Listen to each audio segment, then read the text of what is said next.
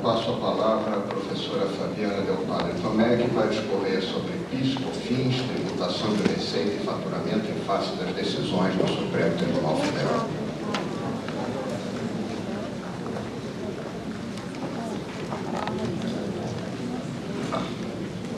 Boa tarde a todos.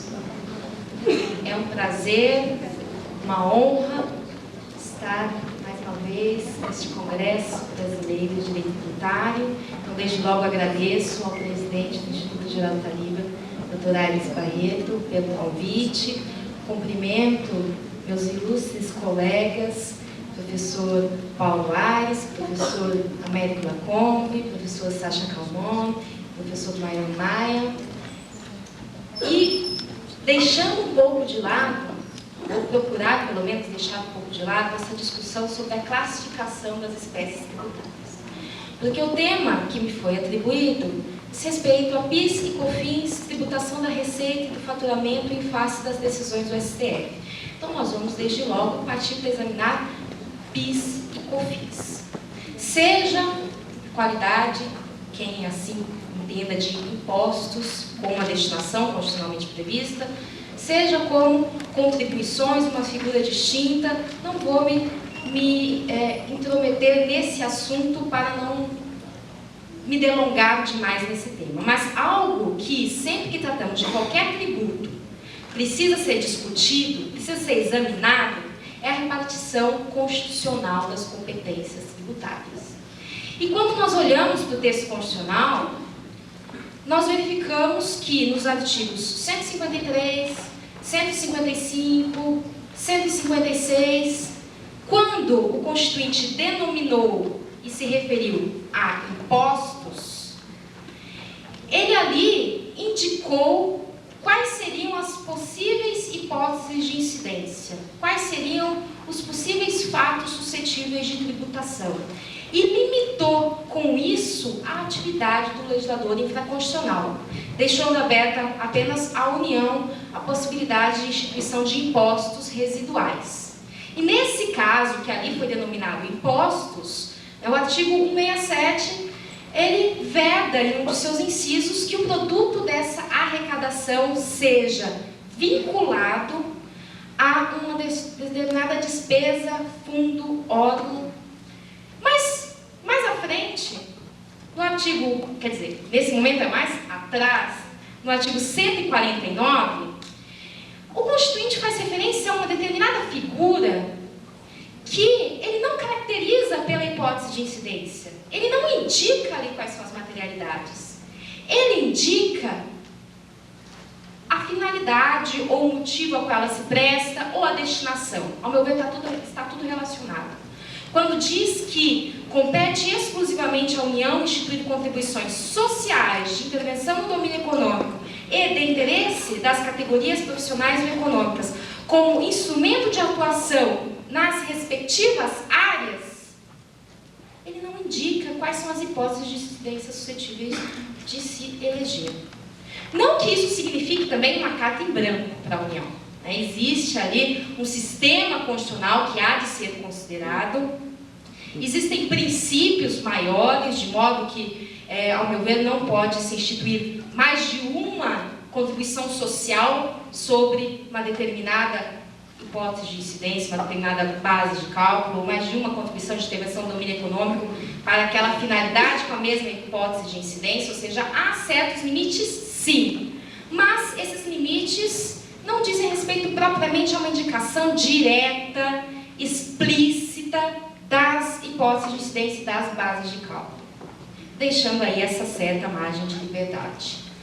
Mas, em relação a um tipo específico de contribuição, que são as contribuições sociais destinadas ao financiamento da Seguridade Social, em relação a essa, o Constituinte foi mais rígido, foi rigoroso.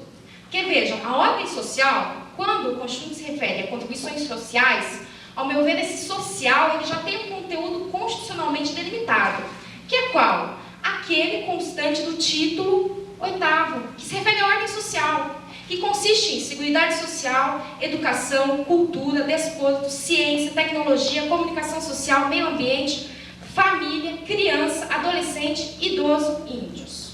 Essa seria a nossa ordem social. Então, uma contribuição social seria destinada a essas finalidades. Mas em relação àquela, uma dessas modalidades de contribuição social, que é aquela para o financiamento da Seguridade Social, o Constituinte optou por indicar, sim, tanto os possíveis sujeitos passivos como as possíveis bases de cálculo.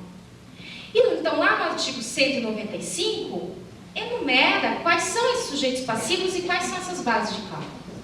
E na Constituição, na sua redação originária, esse artigo 195, havia autorização, a conferência, a atribuição de competência para a União instituir contribuições para a Seguridade Social exigidas do empregador, incidentes sobre o faturamento, além de folhas de salário e lucro. Mas interessa-nos o faturamento. Com base nisso, foi instituída a nossa querida, ou não tão querida assim, COFINS, Contribuição para o Financiamento da Seguridade Social, pela Lei Complementar nº 70 de 91. Ao instituir a COFINS, elegeu como hipótese de incidência auferir faturamento. E como base de cálculo, o valor desse faturamento, que consiste, segundo a própria Lei Complementar nº 70 de 91, na receita bruta das vendas em mercadorias, de mercadorias e serviços e de serviços de qualquer natureza. Então, delimitou-se aí essa hipótese de incidência e essa base de cálculo. E nós tínhamos também, já nessa época, uma outra contribuição incidente sobre o faturamento também, contribuição ao PIS, Programa de Integração Social, ainda do PASEP também, que na mesma modalidade, que, por expressa previsão constitucional, no artigo 239, foi recepcionado, foi incorporado pelo sistema constitucional de 88. E o STF, manifestando-se sobre esse assunto, na ação declaratória de constitucionalidade número 1, disse: não há problema algum. São duas contribuições sobre faturamento, mas perfeitamente possíveis, porque a própria Constituição assim autorizou ao conferir competência no 195 e, mais à frente, no 239, recepcionar a Lei Complementar número 7 de 70. Então, ficamos com essas duas contribuições incidentes sobre o faturamento, ambas com esse fundamento de validade constitucional. Mas, em novembro de 98, foi convertida a medida provisória número 1724 de 98 na Lei 9.718 de 98, prescrevendo, alterando a disciplina jurídica do PIS, da COFINS, prescrevendo que eles incidem sobre o faturamento. Até aí tudo bem, mas alterando o conceito de faturamento, modificando. O faturamento deixou de ser apenas o produto da venda de mercadorias e serviços para consistir na receita bruta total da pessoa jurídica, na totalidade dessas receitas, independente do tipo de atividade que ela exerça e da classificação contábil adotada para essas receitas. Ora, ao fazer isso, desconfigurou totalmente aquela figura de faturamento. Dessa forma, dois problemas surgiram. A hipótese de incidência, auferir faturamento, e a sua base de cálculo, que no final das contas aqui passou a ser a receita bruta, ficaram incompatíveis. Além disso, a tributação dessa receita bruta não tinha fundamento de validade constitucional, já que a Constituição autorizava a tributar apenas o faturamento. Tentando corrigir esse erro, 20 dias depois, emenda constitucional número 20 de 98, disciplinando a possibilidade de instituição dessa contribuição para a Seguridade Social exigida dos empregadores, empresas ou instituições a elas equiparadas, incidente sobre receita ou faturamento. Com esse ou, talvez a tentativa aí tenha sido de mascarar aquele problema e tentar impor ali um conceito diverso de faturamento, no sentido de que seria a mesma coisa que receita. Todavia, as discussões se levantaram em torno desse assunto, os contribuintes se insurgiram, levando a demanda até o Supremo Tribunal Federal, que, no recurso extraordinário número 357/950, decidiu pela inconstitucionalidade do parágrafo 1º do artigo 3º da Lei 9.718 de 98. Com base em quê? Que eu acho que para compreendermos essa decisão e os efeitos que ela pode acarretar, é preciso compreender o motivo pelo qual o STF chegou a essa conclusão. E se reportou, para tanto, a um julgamento de outro recurso extraordinário, o 150.755, em que se julgou a constitucionalidade da Lei nº 7.738 de 89, instituidora do fim social, que exigia o recolhimento dessa contribuição com base na receita bruta.